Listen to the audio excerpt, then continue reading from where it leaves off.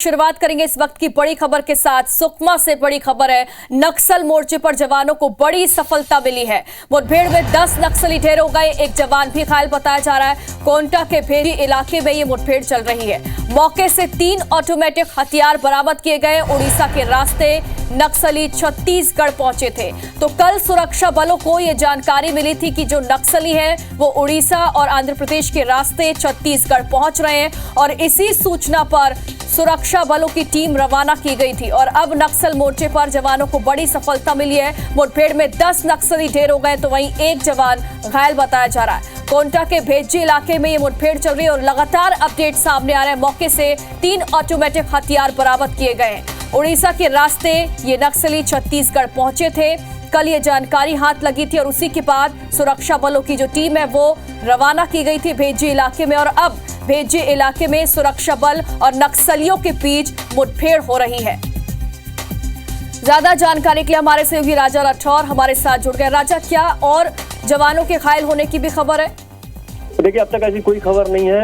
जवान पूरी तरीके से सुरक्षित है। मौके पर सीआरपीएफ के जो कोंटा रेंज के जवान है, डीआरजी के जवान वहां पर मौजूद है। पूरी जवानों की मदद के लिए बैकअप की टीमों को भेजा गया है, जो मारे गए नक्सलियों के शवों को लेकर वापस लौटेगी। पूरा इलाका जो है, मैं उनकी भौगोलिक परिस्थितियों के बारे में बता दूं, वो पूरा इलाका जंगल, घने जंगल और पहाड़ों से घिरा हुआ इलाका है, जहां पर अब भी जवानों की सर्चिंग जारी है। अब तक 10 नक्सलियों के शव बरामद कर लिए गए हैं। बस्तर आईजी पी सुंदरराज इसकी पुष्टि कर चुके हैं।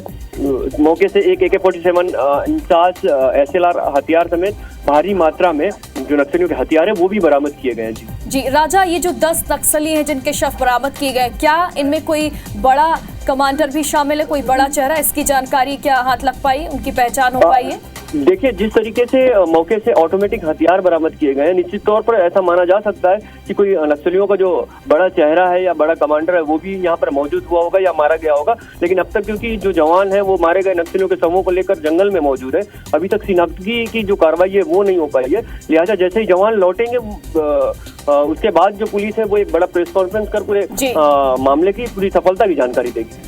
बिल्कुल राजा, जवान जब लौटेंगे तभी ज्यादा जानकारी हाथ लग पाएगी। फिलहाल आपका शुक्रिया हमारे साथ जुड़ने के लिए। वेद प्रकाश संगम हमारे साथ लाइव जुड़ गए हैं दंतेवाड़ा से। वेद प्रकाश, क्या अपडेट मिल रहा है वहां से आपको? जी देखिए, जिस तरीके से हमारे सहयोगी राजा बता रहे थे कि जो 10 नक्सलियों के शव है वो बरामद कर लिए गए, और दूसरी बड़ी बात ये है कि 3 ऑटोमेटिक वेपन बरामद किए।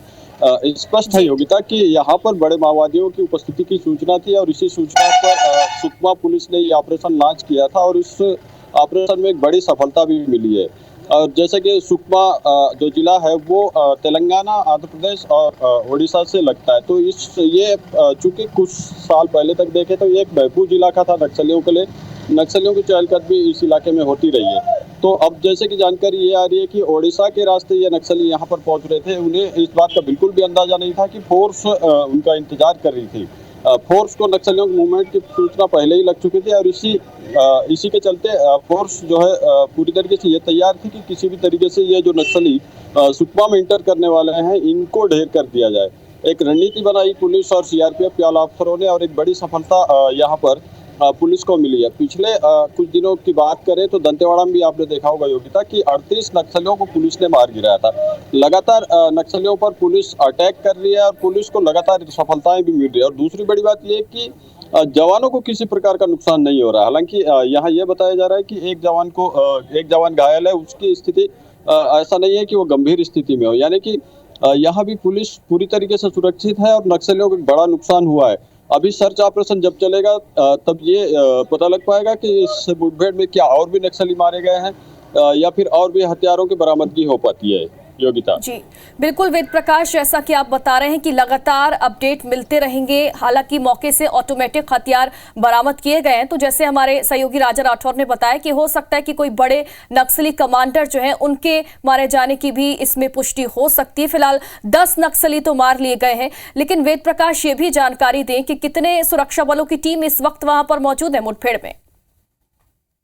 जिस तरीके से बॉर्डर एरिया है ओडिशा, छत्तीसगढ़ और तेलंगाना का, तो इस इलाके में जब भी फोर्स की मूवमेंट होती है तो बड़ी संख्या में जवानों को रवाना किया जाता है, क्योंकि वो जो इलाका है काफी घने जंगलों वाला इलाका है। वहाँ पर पुलिस के लिए बड़ा मुश्किल वाला काम ये भी होता है कि किस तरीके से सर्च ऑपरेशन किया जाए, क्योंकि घने जंगल है, पहाड़ियाँ है, तो यहाँ पर सुरक्षा कारणों से ज्वालाधिकारी वो जवानों की संख्या तो नहीं बता रहे, लेकिन ये जरूर बता रहे हैं कि बड़ी संख्या में जवानों को रवाना किया गया था।